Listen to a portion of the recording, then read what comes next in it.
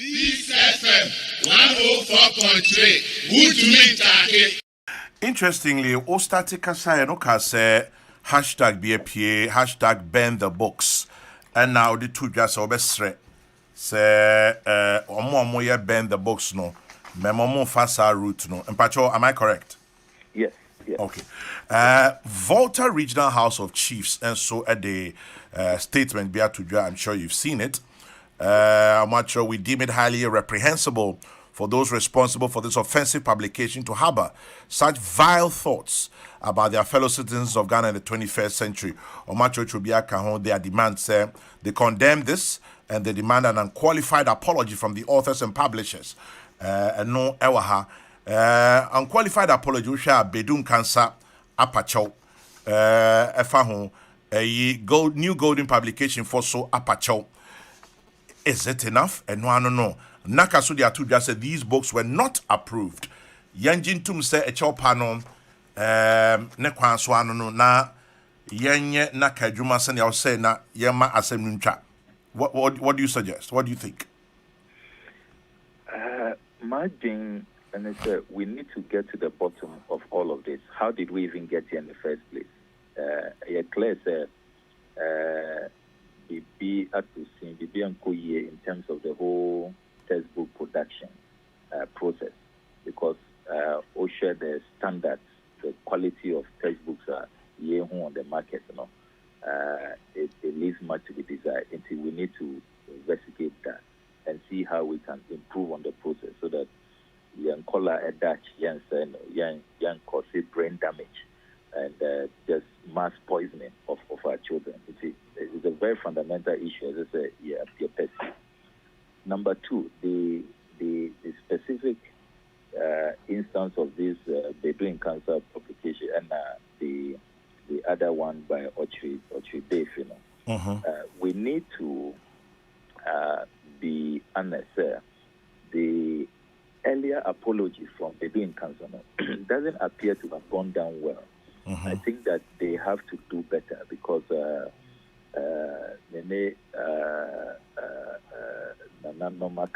lot of them are not pleased at all. You notice they were not taking responsibility.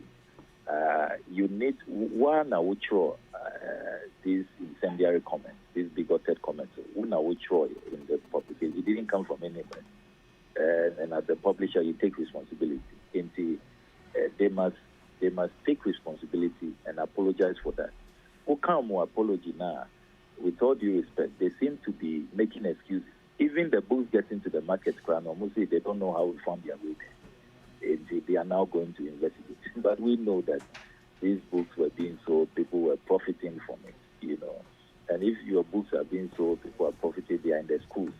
And you say you don't know, and you didn't think that you should report it and take steps to stop what was going on. You see, it doesn't...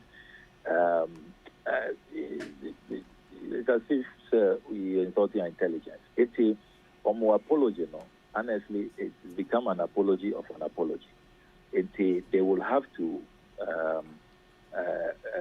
issue another statement because the earlier one, Ankoye, the other one by the Ochibefi author, I think it's well considered, and I think I will appeal to everybody to accept that apology. And they were more, if you like, responsible and sincere about it. They took responsibility, and I think it should be accepted in good faith. But the role of NACA in all of this, National Inspectorate Board, the Ghana Education Service, the Book Development Council, and the gatekeeping role clearly has become porous, which is why these books are finding their way into our markets and in our schools. We need to clearly look at that matter.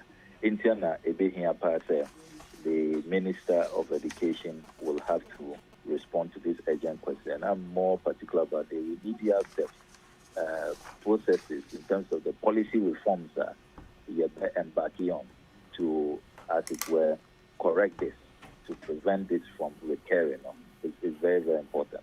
Now, when we also come to carry out the investigations into this, no, even that first stage approval of Munya,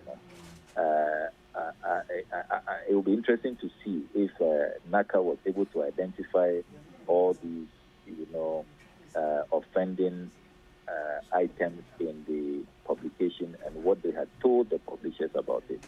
That can be an internal process, which I think the ministry should do, so that moving forward, even if it reflects probably the need to beef up and engage probably more experts at NACA to be working to be able to protect all of us, that should be done.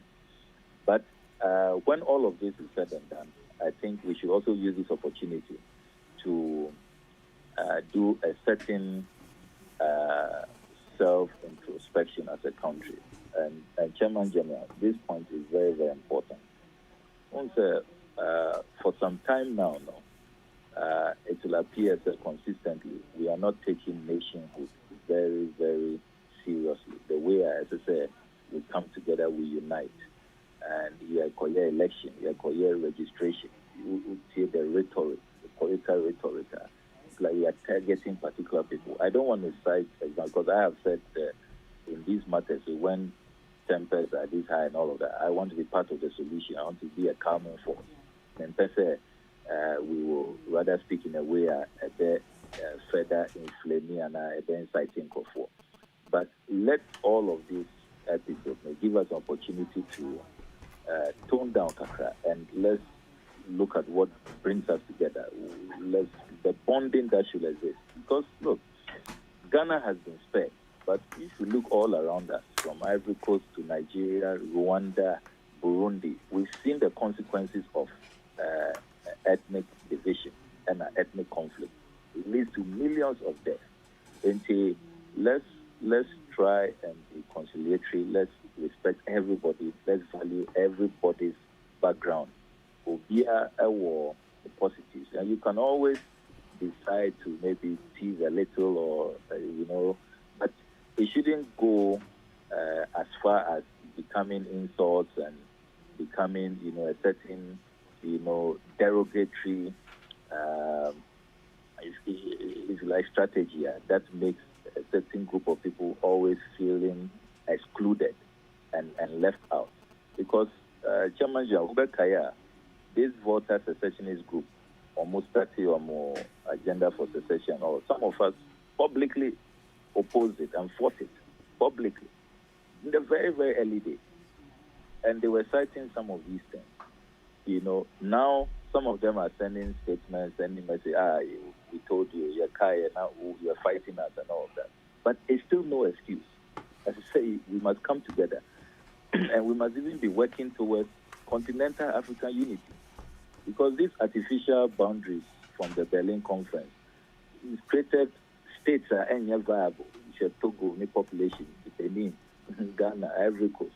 When we can all come together as one economic bloc. Look at how the Europeans have developed. They learned all of those, integration theories from people like the Osagyefo Kwame Nkrumah. And let us use this as an opportunity to mend fences, build bridges, and let us honestly admit, even when it comes to military deployments, doing registration and all of that, all of those things have not helped, and is building a certain resentment so that we can get back on the path of nationhood, of national cohesion, where we can all come together and develop this country. Because honestly, it's just retarding our progress. Look, we don't need these divisions. We are all one people. We have a common destiny.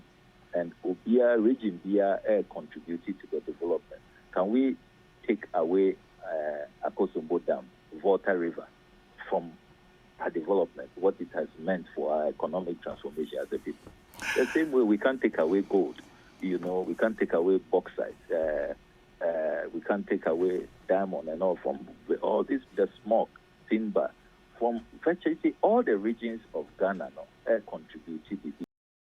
Peace FM 104.3. Good to meet